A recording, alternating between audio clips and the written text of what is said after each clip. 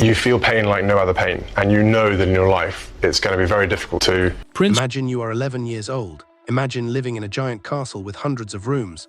Now imagine that inside one of those rooms there is a big book. Inside that book, every single day of your future life is already written down. It says where you will go, what you will wear, and who you will talk to for the next 50 years.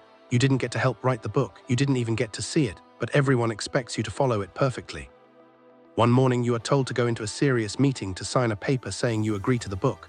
What would you do? Would you go inside and do what you are told? Or would you stay away to show that your feelings matter too? This is the story of a young prince named George, a father named William, and a secret note that changed everything for the most famous family in the world. This is a story about a boy who decided that before he could be a king, he first had to be allowed to be a person.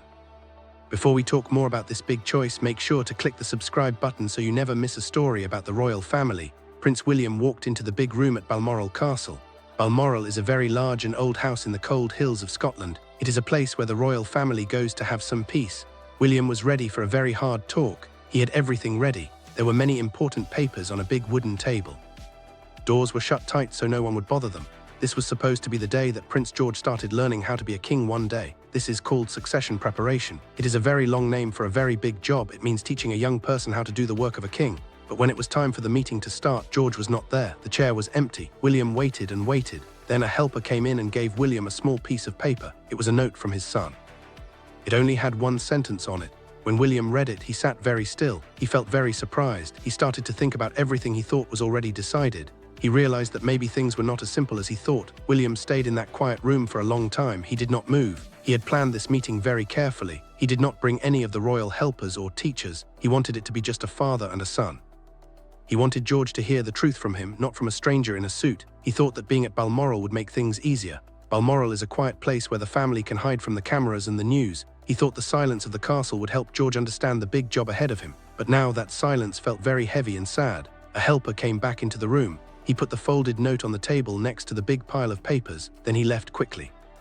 William opened the note very slowly. His hands might have been shaking just a little bit. The note said, "I cannot agree to a future until I am allowed to understand my own life." These were very big words for a young boy. They did not sound like words from a scared child. They sounded like words from someone who had made up his mind.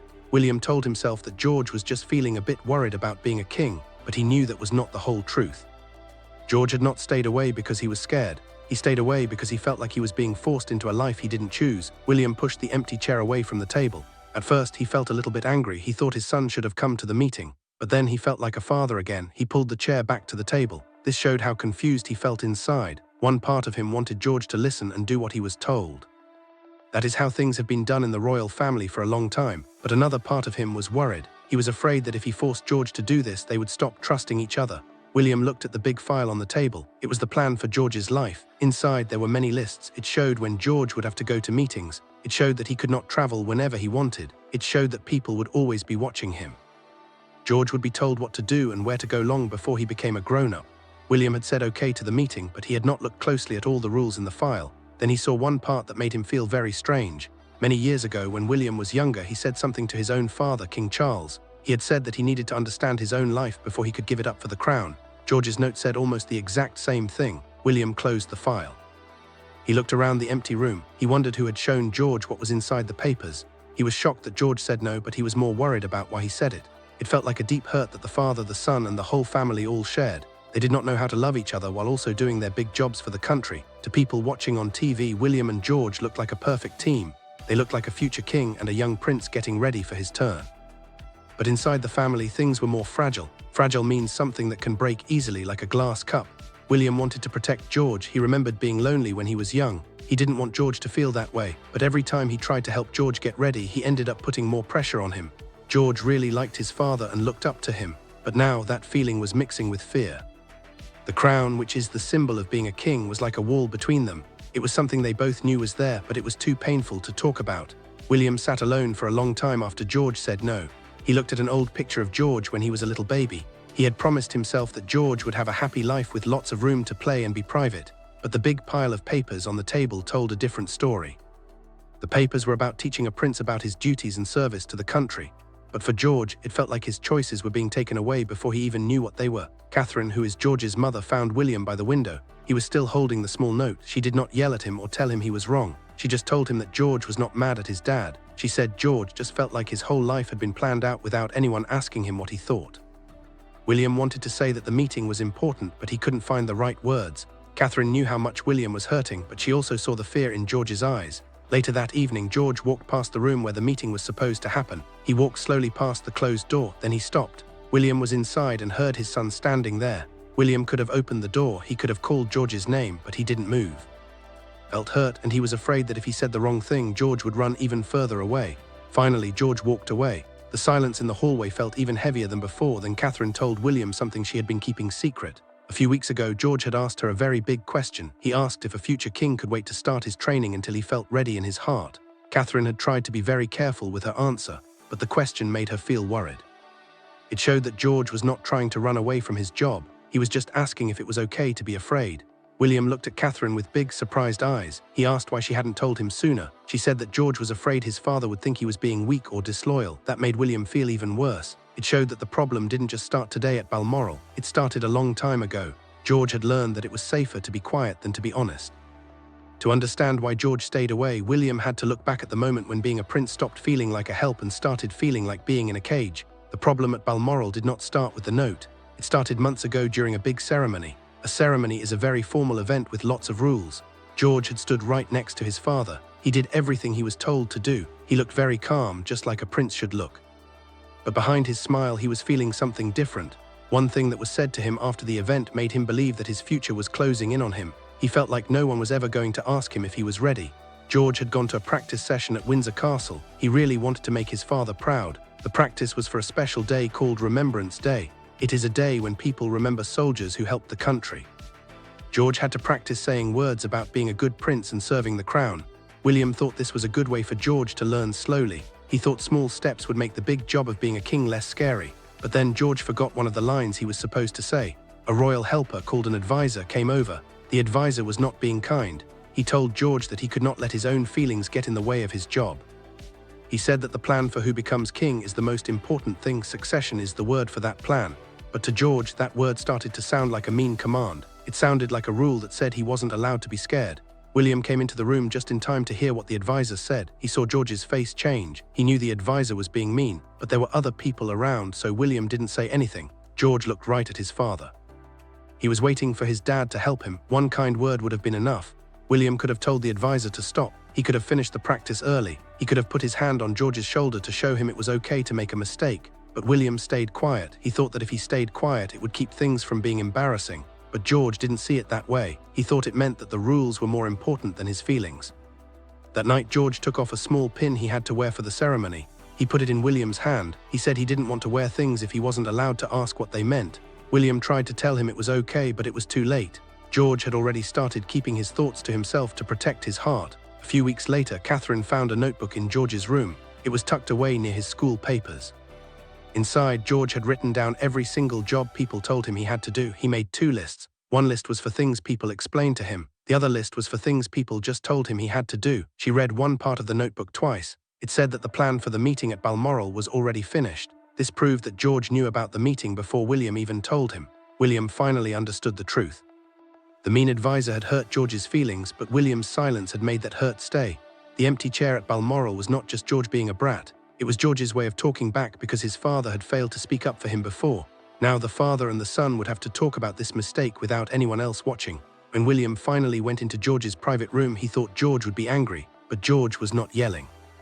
He was very calm, and that was even more powerful. George was standing by a table with all his notes. He asked his father a very tough question. He asked why being a prince means you have to be quiet when you are hurting. This question hit William very hard. It was the same thing William felt when he was a boy, but he had been too afraid to ask it. William shut the door. He told all the helpers to go away. He even asked Catherine to wait outside. He knew this talk had to be just between him and George. No advisors could help them now. George had everything ready. He had his notes, the papers from the ceremony, and the list of rules for Balmoral. These papers showed that George was being very smart. He wasn't just complaining, he was making a point. George looked at his dad and said, "You heard that man say my feelings didn't matter and you didn't say anything." William put the papers down. His hands were shaking. He admitted that he stayed quiet because he didn't want to make a scene in front of other people. George answered in a quiet voice.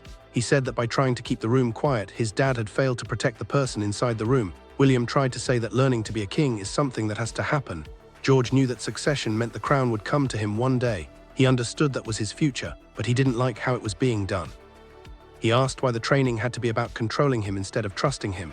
William didn't have an answer that was easy to say. Every reason he thought of sounded like the same old rules that used to make him sad. Then George told William how he found the list of rules. He didn't sneak around. He had found it in a folder in William's office after a meeting. The list scared him because it showed his whole life was decided before anyone even asked him to come into the room.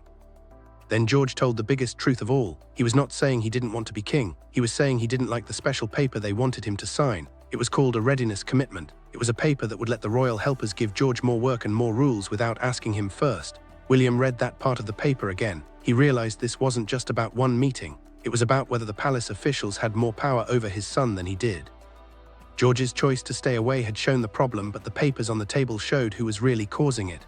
William was about to find out who put those rules there. The list of rules had William's name on it, but he hadn't agreed to all of it. There were people at the palace whose job is to make sure the royal family stays the same forever. These people are called officials or advisors. They wanted to make sure George was ready no matter what.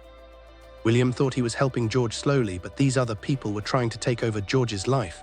William got very angry. He called for the senior private secretary. A private secretary is a very important helper who manages royal business. William put the paper on the table between them. He wanted to know who wrote these rules and why he wasn't told about them. The official stayed very calm. He said the plan would make sure there were no surprises. He said it would give George lessons and jobs to do all the time. Then the official said something that made the room feel very cold. He called Prince George an asset. An asset is usually a thing like a building or a car that is worth a lot of money. William took off his glasses and told the official to never call his son a thing ever again. The official tried to defend himself. He said the future of the royal family was too important to worry about how a child feels. He reminded William that he had to go through the same training when he was a boy.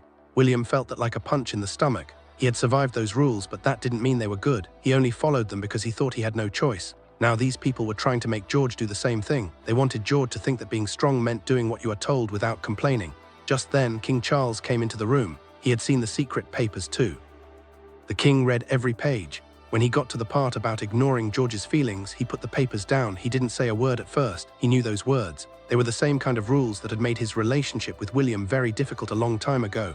The rules said that George's training would keep going even if he said no, as long as the advisors thought it was okay.